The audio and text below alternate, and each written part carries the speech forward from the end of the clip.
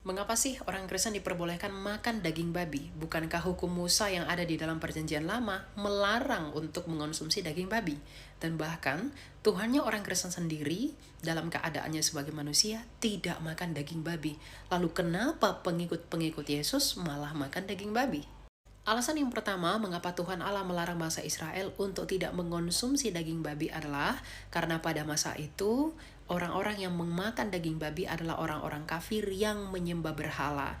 Jadi Tuhan itu melarang umat Israel untuk mengonsumsi daging babi agar umat Israel tidak sama seperti orang-orang penyembah dewa-dewa dan juga berhala.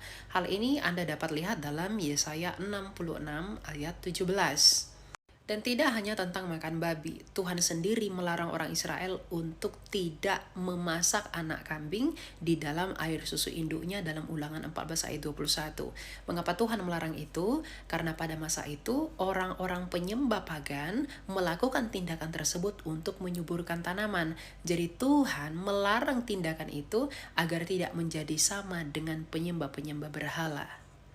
Jadi larangan makan daging babi, unta, cumi, udang, dan lain sebagainya itu Tuhan perintahkan agar bangsa Israel tidak sama seperti bangsa-bangsa lain yang menyembah berhala. Dan yang paling penting, larangan makan daging babi dan lain sebagainya itu hanya diperuntukkan bagi bangsa Israel saja dalam Mazmur 147 ayat 19 sampai 20. Jadi orang di luar bangsa Israel tidak berhak atas hukum-hukum yang berisi larangan-larangan tadi. Itulah alasan mengapa hukum Taurat hanya diperuntukkan bagi bangsa Israel. Nah, inilah alasan mengapa orang Kristen dapat mengonsumsi daging babi, karena secara sipil orang Kristen adalah orang-orang yang berasal dari seluruh bangsa yang ada di dunia ini.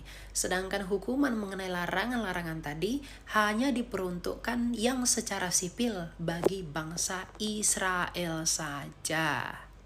Yang kedua, lalu mengapa Tuhan Yesus sendiri tidak mengonsumsi daging babi? Jawabannya sederhana.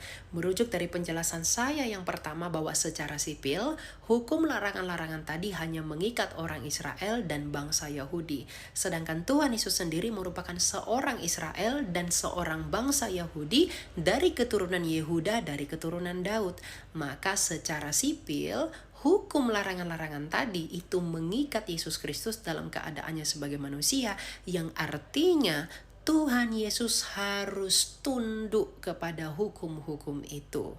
Yang dengan demikian Tuhan Yesus mau menunjukkan ketaatannya kepada semua orang bahwa dia adalah orang yang tidak bercacat dan tidak bercela menurut kacamata hukum Taurat sendiri, sebagaimana yang dikatakan Galatia 4 ayat 4.